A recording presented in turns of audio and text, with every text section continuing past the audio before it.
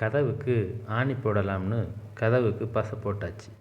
கிட்டி வச்சு டைட் பண்ணிவிட்டு ட்ரில் மிஷினை எடுத்து ஆணி போடலாம்னு மிஷினை ஆன் பண்ணுனா மிஷின் ஓடலை, கரண்டு போச்சு.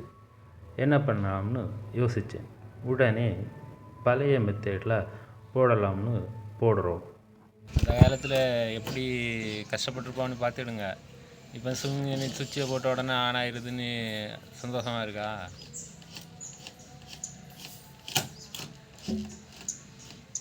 டெய்லி இப்படி வேலை செய்யுங்கிறாமனே உங்கள் கையெல்லாம் அப்படி காய்ப்பு பிடிக்கும் பாரு.